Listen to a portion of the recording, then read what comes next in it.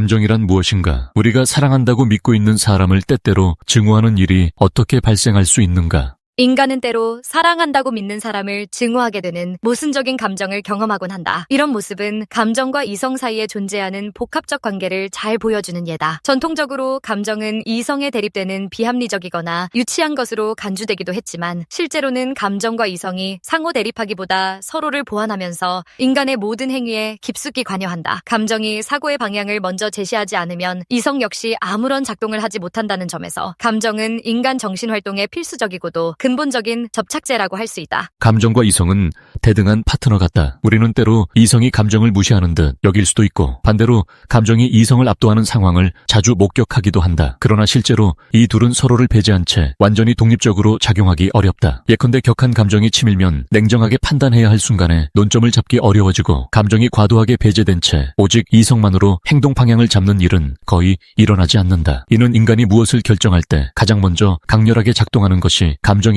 사실을 보여준다. 토론 중에 모멸감이나 두려움을 느끼면 평소에는 바로 떠올릴 법한 좋은 논점을 더 이상 생각해내지 못하게 된다. 이런 이유로 감정을 귀찮거나 해로운 것으로 치부하며 없애버리고 싶어질 때가 있지만 감정이 완전히 사라진다면 인간의 삶은 무기력해지고 활력을 잃게 될 것이다. 기쁨, 분노, 질투처럼 겉보기에는 원초적이고 다루기 힘든 감정들이 인간에게 마법의 영약과 같은 생동감을 부여하기 때문이다. 감정이 없는 상태를 상상해보면 인간의 내면 세계는 백지나 다름없어진다. 모든 것이 희미해지고 아무런 행동 동기마저 사라진다. 감정은 우리가 무엇을 좋아하고 싫어하는지, 어떤 행동에 끌리고 회피하는지를 직관적으로 보여주며 다양한 발상과 창의적 사고를 가능케 하는 출발점 역할을 한다. 심지어 사람들은 매우 이성적으로 행동해야겠다라고 결단을 내릴 때조차 사실 그 결심의 동력이 감정에서 비롯된다는 역설을 겪는다. 결국 감정이 전혀 없는 사람은 무엇을 하고 싶어 하는지조차 알지 못하고 그저 삶 속에서 방향성을 잃고 헤매게 될 것이다. 그렇다면 이런 감정이란 과연 무엇인지, 그리고 어디에서 비롯되는지 궁금해진다. 철학에서 감정은 전통적으로 크게 주목받지 못했고 그 뿌리를 밝혀내기 위한 수많은 시도가 있어도 명쾌한 결론이 내려지지 않았다. 고대 그리스 로마 철학자들은 감정을 파토스나 파시오와 같이 열정 혹은 격정에 가까운 개념으로 설명했다. 괴로움을 동반하는 감정 상태라고도 보았지만 한편으로 정서의 어원이 라틴어 움직이다인 점을 고려하면 감정은 인간을 움직이게 만드는 동력이기도 했다. 독일어나 프랑스어 역시 감정을 표현할 때 비슷한 혼란을 겪었다. 문화나 언어마다 미묘하게 다른 뉘앙스가 존재하기 때문에 감정의 본질을 단순한 몇 마디 정의로 귀결시키기란 쉽지 않았다. 식욕감정은 자주 신체적 흥분 상태와 연결되는데 이는 생물학적으로도 중요한 일이다. 위험에 빠졌을 때 생존을 위해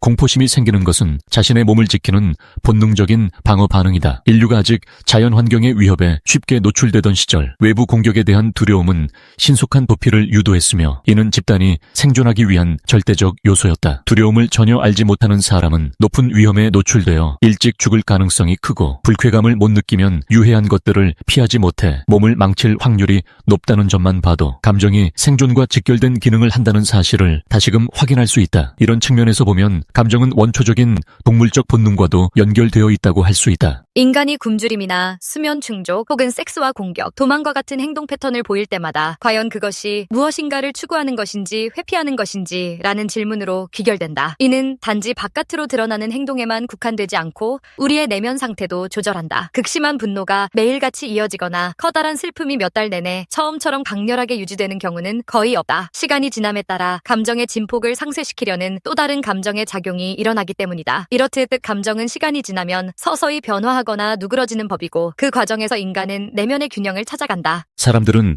감정을 제대로 조절하지 못할 때 감정에 대해 나쁜 인상을 갖게 된다. 쉽게 흥분부터 하는 이들은 매사에 냉정하고 침착해지려고 해도 번번이 실패하고 반대로 좀처럼 감정이 드러나지 않는 사람들은 안에서부터 뜨거운 감정을 자유롭게 표현해보고 싶어 해도 뜻대로 되지 않는다. 이는 감정이 개인의 의지 이상으로 강한 통제력을 지니고 있음을 보여준다. 뇌과학 관점에서는 우리 자신이 뇌를 도구처럼 쓰는 존재가 아니라 곧 우리 자체가 뇌의 하나의 상태라는 점을 시사한다. 다시 말해 인간은 어느 정도까지 자신의 감정 그 자체이기도 하다. 철학자들이 감정과 자아의 문제를 미처 정교하게 풀어내지 못하는 사이에 뇌 연구는 급속도로 발달하여 감정을 탐구하기 시작했다. 특히 뇌신경 생물학 분야는 MRI나 PET 같은 방법을 통해 뇌에서 일어나는 흥분 상태를 시각화하면서 기분과 감정을 구분하려 시도했다. 이들은 기분을 화학적 반응과 뇌신경 반응이 결합된 결과로 이해하며 일정한 꼼꼼한 유형과 자동화된 생성 소멸 과정을 거친다고 본다. 이에 반해 감정은 의식과 기억, 상상 같은 고차원적 요소가 개입되므로 훨씬 복잡하고 때로는 감정을 숨기거나 표현 방식을 바꿀 수도 있다. 기분은 개인적 차이를 떠나 비교적 뚜렷한 패턴이 있지만 감정은 훨씬 더 개인적인 성향을 띈다는 것이다. 뇌과학과 심리학에서는 감정이 단순히 주관적 느낌에서 그치는 것이 아니라 다양한 화학 물질과 대뇌 변형에 같은 뇌 구조가 복합적으로 얽혀 나타나는 과정임을 보여준다. 대표적인 신경 전달 물질로 아세틸콜린, 도파민, 세로토닌, 노르아드레날린이 있는데 각각은 기억력과 학습, 동기부여, 혈압과 혈액순환, 취침과 기상주기, 스트레스 해소 등 다양한 역할을 맡고 있다. 예를 들어 도파민이 부족하거나 과잉 상태가 되면 우울증이나 조현병 같은 정신적 문제로 이어질 수 있고, 세로토닌은 공격성을 조절하거나 기분 안정에 핵심적 역할을 하는 것으로 알려져 있다. 공포와 불안을 관장하는 편도체나 시상하부는 섹스와 공격, 방어 기능은 물론 수면과 각성의 리듬에도 관여하고 남성과 여성의 뇌에서 서로 다른 발달 양상을 보여 그에 따른 성적 행동의 차이도 유발한다. 한편 편도체가 관여하는 학습 기능 덕분에 예전에는 무섭고 낯설던 일이라도 시간이 지나면 무덤덤하게 받아들이는 변화가 가능해진다. 이렇게 뇌의 여러 영역과 신경 전달 물질, 그리고 외부 자극과 인지적 해석이 유기적으로 결합하면서 특정 감정이 생성되고 소멸한다. 한편